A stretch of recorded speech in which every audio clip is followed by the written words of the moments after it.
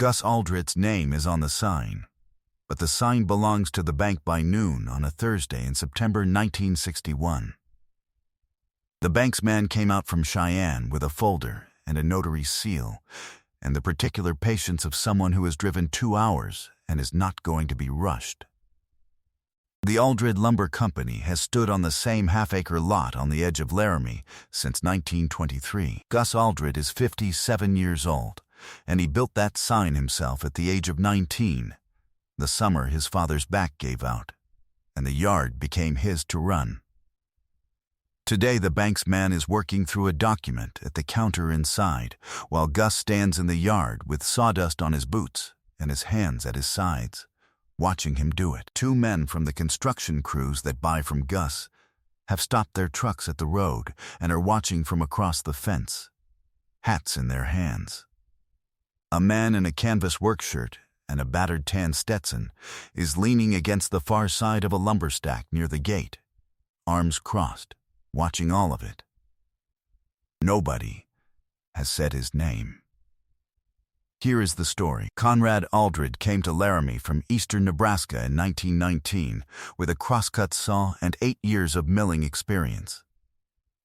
He did contract cutting across Albany County for 4 years before he had enough to put a deposit on a half-acre lot at the edge of town.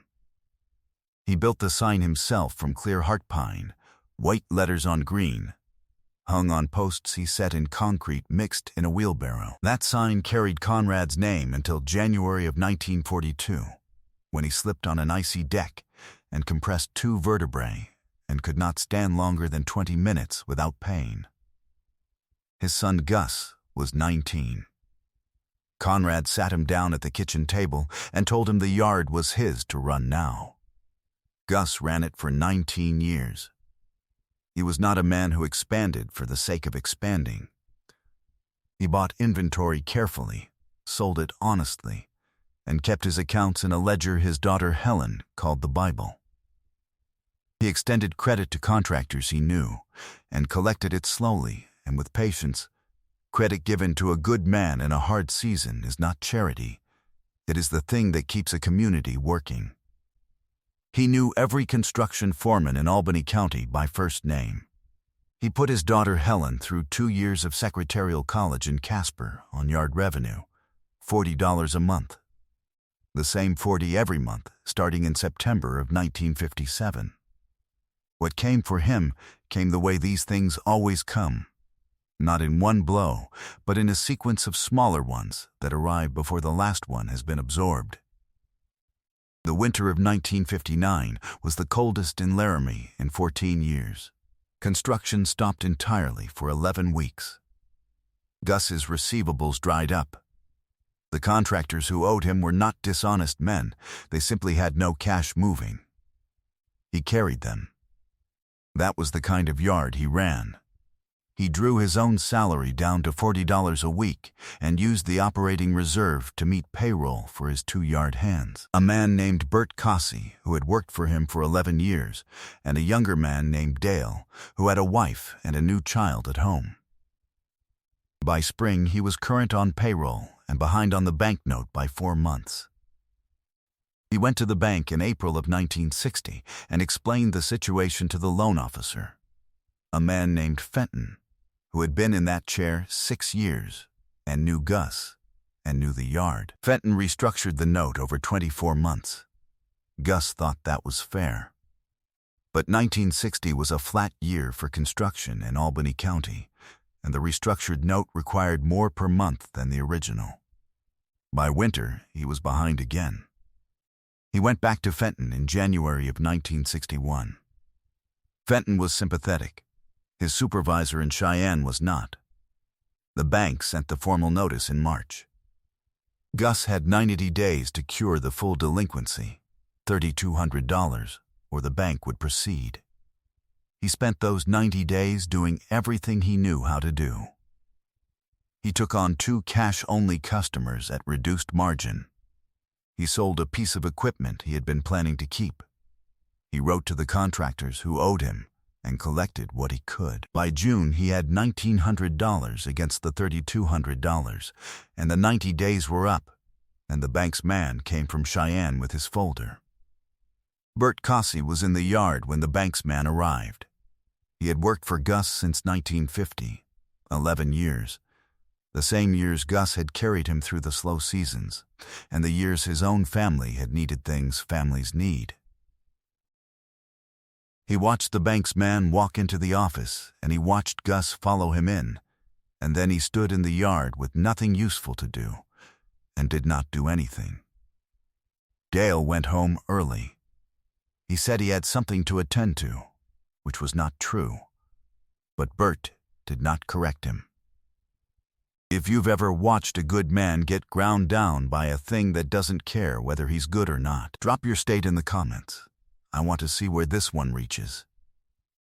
The man in the canvas shirt and the tan Stetson had been in the yard for about 20 minutes. He had come in through the gate without announcement, the way a man comes in when he is looking at lumber rather than causing trouble, and he had walked the stacks slowly with his hands behind his back. And Bert Cossey had nodded to him and not thought much more about it. Now he was standing near the gate again, and he was watching the office window. He stood there until the bank's man came out of the office with his folder under his arm and got into his car. Then he walked to the office door and opened it and went in. Gus Aldred was standing at the window watching the car pull out. He had a piece of paper in his hand. He did not turn around when he heard the door. The man in the canvas shirt stood inside the door and looked at the room. The ledger on the desk, the framed photographs on the wall, the signed certificate from the Albany County Chamber of Commerce, dated 1947. He looked at the name painted on the glass of the office window from the inside. Aldred Lumber, EST, 1923. He said, "How much?" Gus turned around. He looked at the man. He looked at him for a moment in the way of a man trying to place a face he thinks he may know without being sure, and then his expression settled into something careful. "That's a private matter," Gus said. "I imagine it is." The man did not move from the door. "How much to keep this yard running?" Gus looked at the paper in his hand. $3,200 to cure the note. Another $800 I owe Cossey and Dale in back wages. He paused. 4,000 even. The man in the canvas shirt nodded slowly. He put his hand in his jacket pocket and looked at the name on the window again. "My company is building on a location outside town for the next 2 months. We're going to need dimensional lumber, and we're going to need it steadily." He looked back at Gus. "I'd rather buy local than truck it up from Cheyenne. I need to know the yard is going to be open." Gus said, "I can't guarantee that right now." "I know you can't."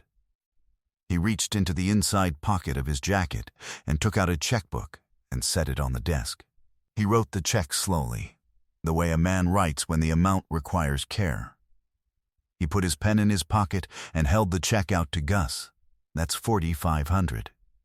$500 is an advance against the first lumber order. The rest is yours to use as you need it." Gus did not take it immediately. He looked at it. He looked at the man. He said, "I don't know when I could pay that back." "You won't pay it back," the man said. "You'll sell me lumber. 2 months of steady orders, fair market price. That clears the account." He held the check a few inches further. "My location manager will be here Monday morning. He'll tell you what we need." Gus Aldred took the check with both hands. He read it once. He read it again. His mouth opened, but what he started to say did not arrive. "Monday morning," the man said. And he picked up his hat from where he had set it on the desk and put it on and walked back out through the office door into the yard. Bert Cossey was still standing in the lot. He watched the large man in the canvas shirt walk out through the gate and get into a station wagon that had been parked down the road and pull away toward town. He went to the office door and looked in. Gus was still standing at the window. He was holding a check with both hands and not saying anything. "Gus," Bert said. Gus did not turn around for a long moment. When he did, his face was the face of a man who has been hit by something he did not see coming and is still deciding what it was.